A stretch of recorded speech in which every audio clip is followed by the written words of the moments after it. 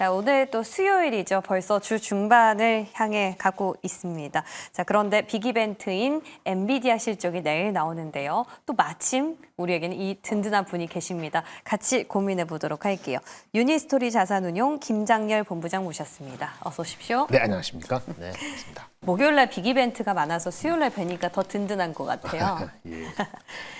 내일 새벽에 드디어 엔비디아가 실적을 발표합니다. 관전 포인트 한 몇 가지 정도를 잡고 계세요? 네, 크게 세 가지인데 실적 넘버하고요. 그다음에 가이던스하고 무슨 말을 하는지 코멘트가 중요하겠습니다. 코멘트는 이제 컨퍼런스 콜을 해야 되는 거니까 내일 아침 6시에서 7시 사이에 나오는 실적 넘버나 가이던스만 가지고 판단을 다 할 수는 없을 것 같습니다. 일단 넘버는요. 복잡하니까 매출 기준으로 380억 불 정도가 수치적으로는 잡혀있는 컨센서스라고 하지만 얘네들이 11월, 12월, 올해 1월까지 실적이 얘네 그 회기년도 25년도 4분기가 우리 1월 달까지 실적이에요. 그게 380억 적혀 있지만 실질적으로 400억 달러 정도 나올 것으로 기대 내지는 예상을 하고 있는 것 같습니다. 그래서 그 정도가 나와주는 게 필요하고요. 그 다음에 두 번째는 가이던스죠. 2월에서 4월까지의 얘네들의 피스컬 이어 26년도 1사분기. 이게 그 지금 컨센서스는 그 두 가지인데 그 그레이스 블랙. 그러니까 블랙웨어를 장착한 CPU하고 장착한 게 그레이스 블랙인 GB인데 GB200 요거에 얼마나 선전에 따라서 몇십만 대 파느냐에 따라 갖고 이게 420억 달러가 될 수도 있고 430억 달러가 될 수도 있는데 아마도 보통은 420억 달러 그러니까 300억 후반 400억 달러의 실적과 가이던스 420억 달러 정도를 예상하는 것 같거든요. 그리고 어제 오늘 사이에 그런 기조를 가지고 애널리스트 목표 주가는 오히려 약간 올라가는 추세였습니다. 네. 150불 이상, 170불 이렇게 나오는 거 같은데 그게 두 가지입니다. 400억 불, 420억 불. 그리고 이제 컨센서스가 하고 비트하는지 가이던스가 좋은지 보고 컨퍼런스 콜에서 구체적으로 딥시크 그다음에 엊그저께 나왔던 마이크로소프트의 데이터 센터 리스의 취소 기타 등등 엄청 많은 산업에서의 역동성 있는 코멘트에 대해서 어떻게 생각하고 뭐가 진실인 것 같은지 그네들의 입장에서의 코멘트가 못지않게 중요하겠죠. 이렇게 말씀드리겠습니다. 실적과 가이던스, 끝으로 코멘트. 최근에 시장에 지금 불안감이 잦아들고 있지 않은 데이터 센터 투자 축소에 대한 우려들을 좀 들어보자라는 의견입니다. 자, 혹시나요, 본부장님. 네. 블랙엘이 이제 발열 문제가 있고 뭐 설계 결함도 있었고 그렇지 않습니까? 네. 그렇기 때문에 우리나라 또 수랭식 냉각업체랑 협력했다라는 소식이 이번 주에 알려지기도 했는데 이에 대한 언급도 좀 있을까요? 일단은 실적 베이스가 되는 작은 주식들이 몇 가지 있긴 있습니다. 커버가 오피셜리 되는 회사들이 뭐 GST 할까, KN솔이 있거든요. 네. 시가총액은 뭐 3, 4천 원에서 1천 원 이렇게 되는데 다 반도체 기반의 장비나 아니면 공조 시스템 이렇게 설치하는 회사거든요. 많이 아시는 거는 GST가 그나마 시가총액이 크니까 얘기하실 텐데 결론을 이렇게 말씀드릴게요. 얘네들의 그 핵심 원래 산업은요. 삼성이나 하이닉스의 반도체 공장을 잘 짓고 이럴 때 되는 거기 때문에 작은 종목이잖아요. 밸류가 원래 낮습니다. 그래서 이것이 지금 얘기한 수냉식 또는 정확히는 액침 냉각식에 대한 내러티브가 얼마나 프리미엄에 반영되냐는 건데 그게 없다고 가정하면은 PER 6배 이하일 때만 접근하는 게 맞습니다. PER 6배 이하라고 하면은 GST 같은 경우에 애널리스트 포캐스트가 올해 한 3만 원 정도 EPS를 갖고 있기 때문에 18,000원 정도가 되는데 올라오기 전에 그 이하일 때가 샀던 거죠. 그 다음에 이 6배 PER 6배에서 가면 그게 7배, 8배, 9배, 10배 어떻게 할 것이냐는 건데 자 여기서 얘기하는 게 액침 냉각의 이 제품이 얘네들이 하는 것이 GST는 조금 더 성능적으로 이상이라 해서 액체가 기체로 갔다가 기체가 다시 액화되는 상태가 바뀌어서 내려오는 그게 더 효율적이거든요. 다만 이게 코스트가 많이 들어요. 기술적으로 난이도가 있고요. 그래서 GST가 관심이 있는데 그 제품이 언제 들어오느냐, 언제 LX 일렉트릭이라든지 파트너 통해서 미국에 실질적으로 판매되냐는 거에서 그게 핵심인 거예요.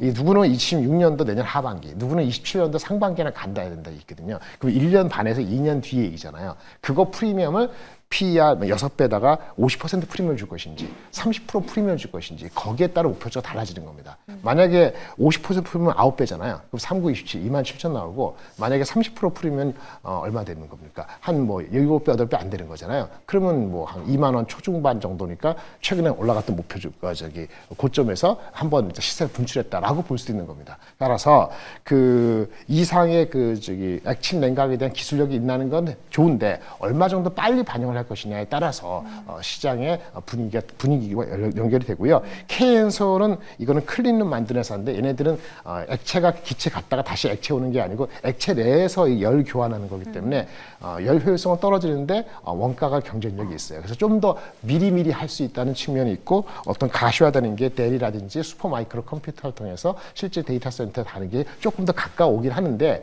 그 프리미엄의 강도는 조금 적죠. 그런 측면이 있다고 보고요. GST는 실적이 작년께 나왔는데 K엔솔은 아직 4, 4분기 실적이 안 나왔어요. 네. 4분기 실적이 조금 부진하다는 얘기도 있기 때문에 실적을 확인해야 되고 다 통틀어서 지금 시장에서 우리 주시장에서 벌써 일주일째 얘기됐기 때문에 시세가 어느 정도 분출이 한번 됐다라고 일단 보시고 접근해야 되시고 다 똑같다 하더라도 내일 엔비디아 실적 또는 미국의 같이 비교되는 버티브라든지 피어 그룹이 주가가 흔들릴 때는 우리 주가 혼자서 나흘 닷새 이렇게 갈 수는 없거든요. 그렇죠. 지금 며칠 올랐기 때문에 그런 것도 테크니컬리는 보실 필요가 있습니다. 최근 화두가 됐었던 또 액침 냉각 관련해서 국내에서 꼽히는 대장주들이 있는데 이에 대한 업사이드가 얼마나 열려 있는지에 대해서 분석을 해주셨습니다. 참고해 보시고요. 그리고 우리가 내일쯤 되면 가닥이 나올 테지만 엔비디아 컨퍼런스 콜을 통해서 개인적으로 본부장님의 생각이 궁금한 게 있습니다. 네. 마이크로소프트가 데이터 센터 임대를 줄이기 시작했다라는 소식이 지금 증시가 빠져나오질 못하고 있는데 네네. 이 캐펙스 하향 조정에 대한 부분 현실이 되리라 보세요? 알 수가 없습니다. 알 수가 없죠. 알 수가 없고요. 그러니까 주가가 빠지는 거고요. 안다고 아는 척하는 겁니다. 첫째 그거를 한 거는 TD코에라는 증권사에서 팩트 체크를 한 거 있죠. 마이크로소프트가 800억 불을 뭐 1년간 투자한다는데 물론 규모는 작아 보이지만 일단 스파팅 된 거는 그분들이 스팟한 거 발견했다고 하는 거는 마이크로소프트도 그 자체를 부정하지는 않았거든요. 뭐냐 일부 리스 임대하는 거 미국의 주가 여러 번 있을 거 아니에요. 위스콘신이나 몇 군데 주에서 이게 초래됐다는 거예요. 뭐 규모는 작지만 이거에 대해서 해석을 이게 오버서플라이 공급 과잉이 진조가 아니냐라는 얘기인데. 결과적으로는 과거에 그런 사례가 마이크로소프트에는 없었지만은 메타가 그런 경우가 있었어요. 메타버스 때문에 메타도 데이터 센터를 많이 짓고 싶고 막 했을 때 그 리스 임차 계약하는 것을 취소하고 나서 2주 뒤에 자기네 캐펙스 투자 자체가 줄어들었거든요. 그런 경험의 바탕에서 의심스럽다는 얘기를 하는 거예요. 그래서 팩트 자체 취소한 건 팩트잖아요. 근데 마이크로소프트가 얘기했죠. 800억 불은 변함없다. 그건 당연하겠죠. 800억 불이라는 게 작년 7월부터 올해 6월까지인데 지금 2월 말인데 6월까지 캐펙 숫자가 당장에 바뀔 리는 없죠. 그 다음을 물어보는 거잖아요. 근데 마이크로소프트 얘기로는 자기 얘기로는 그 부분이 리스가 임차가 약간의 그 일시적인 거이고 큰 틀에서 변화가 없다는 걸 계속 강조를 했지만 시장은 충분치 않거나 아니면 불안한 마음을 가지지 못하는 거기 때문에 어디가 어떻게 될지는 마이크로소프트 자체도 사실은 숨은 뜻이 어떨지는 자기네도 시간이 가봐야 하는 거예요. 주가는 가봐야 하는 거니까 그거 어떻게 알겠습니까? 그냥 모르는 거고요. 다만 해석이 또 한 가지 아까 메타같이 그런 케이스에 있으니 의심이 되지만 이분은 다르다는 얘기도 있어요. 왜? 마이크로소프트의 그 데이터 센터를 활용하는 그 주요 파트너 중에 하나가 오픈 AI가 있거든요. 그 올트만. 근데 오픈 AI가 마이크로소프트 어떤 상황이 어떤 관계가 요즘에 안 좋아지고 있다는 얘기가 들리잖아요. 왜? 오픈 AI가 소프트뱅크라든지 오라클과 같이 해서 한 달 전에 얘기한 스타게이트를 한다 하잖아요. 네. 근데 스타게이트를 하려 보니까 마이크로소프트의 지금 데이터 센터 사용하고 있는데 그거에 대한 의존도를 줄이고 싶지 않겠어요? 그런 거에 어떤 영향이 있는 거 아니냐라는 해석도 있기 때문에 그러면서 크게 이슈가 아닌 거죠. 그래서 이런 것들이 메타의 사례, 오픈 AI의 특별한 그런 거, 마이크로소프트 근데 이 모든 걸 봤을 때는 데이터 센터 계속 가긴 가는데 이게 효율을 신경 쓰지 않을까라는 걱정이 앞서는 관계고요. 그게 엊그저께인데 오늘 빠진 거는 다른 거죠. 미국에서 역시 다시 중국에 대한 수출 규제, 반도체 수출을 세게 하면서 엔비디아가 실적에 대한 전망이 갑자기 오늘 어제 사이 나빠진 게 아님에도 불구하고 네. 앞으로 전망이 어떨지 모르겠다. 그래서 뚜껑은 열어봐야 되기 때문에 마이크로소프트만 따로 띄어서는 해결하기는 어려운 상황인 것 같습니다. 지금 애플의 행보를 보면 또 MS랑 좀 달라요. 역대 최대 규모의 미국 내 투자 계획을 발표했는데 이건 어떻게 보세요? 걔네들은 투자를 할 필요가 없었죠. 온디바이스 AI, 휴대폰에 들어가는 AI는 아직 만개가 안 됐잖아요. 이제 막 시작하는 거잖아요. 그러니까 투자를 적게 하거나 그렇게 공격적으로 하지 않았거든요. 삼성전과 비슷한 건데 빨리 안 당한 게 지금의 상황에서는 약간 더 나았다. 뭐 그럴 수도 있는 거예요. 네. 그러니까 하이퍼스케일 데이터 센터하고 온디바이스 AI하고는 투자 시점에 차이가 있었다는 것 때문에 지금 그 포탄을 좀 피해갔다. 이 정도로 이해하시면 될 것 같습니다.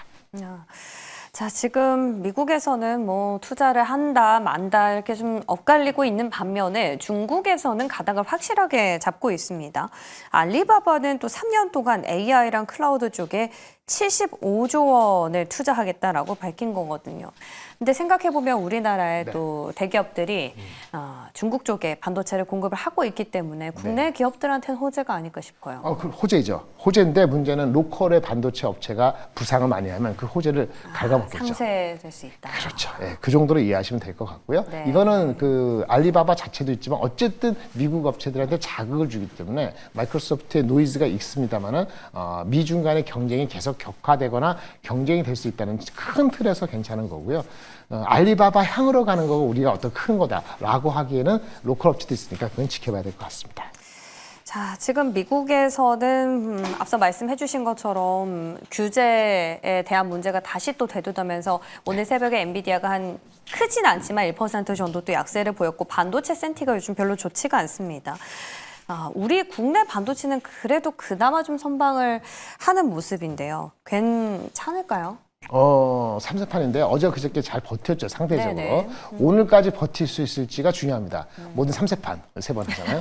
3세판에서 무너질 수도 있고 3세판에서 위를 뚫을 수도 있기 때문에 오늘까지. 그렇죠. 지금 펀더멘털이라는 게 삼성전자, 하이닉스라든지 뭐 기타 업체들의 실적에 의해서 전망에 따라서 움직이는 게 아니고 미국 쪽의 센티먼트 다만 미국은 미리 올라갔기 때문에 예민하게 더 반응을 하는 거고 한국은 미리 작년에 빠졌기 때문에 조금 덜 빠지는 것 정도라 봐야 되기 때문에 안심할 수는 없습니다만은 제 생각에는 오늘 이상으로 만약에 더 빠지면은 아마도 미국도 바닥을 찾을 가능성이 있는데 그건 내일 지켜봐야 되고 한국은 여전히 미국보다는 덜 빠질 것 같습니다. 많은 영향이 벗어날 수는 없기 때문에 매수의 관점을 대응하시는다 해도 두 가지죠. 오늘 하고 내일 보고하는 거랑 나눠서 하실 필요가 있고요. 철저하게 덜 빠질 듯 하는 게 아니고 이제 제대로 빠지나? 어떤 그런 의미가 됐을 때 조금 들어가 보시는 그런 그 분할이 필요한 시기라고 보여집니다. 일단 내일 새벽에 엔비디아 실적 발표를 앞두고 있기 때문에 거기까지 보고 투자를 해보는 게 더 좋겠죠. 제가 봤을 때 삼성전자 한 5만 6천 원대만 버티면은 뭐 내일 이슈가 크게 이슈가 아니면은 뭐 나눠서 들어가시는 것도 나쁘지는 않은데 뭐가 됐든 간에 아까 말씀하신 방산이라는 조선주가 멈춰 있기 때문에 조금 차별화는 오늘도 이어지지 않을까 싶네요. 좋습니다. 자, 지금 뭐 전체적으로 데이터 센터 투자 축소에 대한 불안감이 있지만 우리는 여기에 대한 안개, 내일은 좀 거친 모습들을 확실히 확인하게 될 것 같습니다.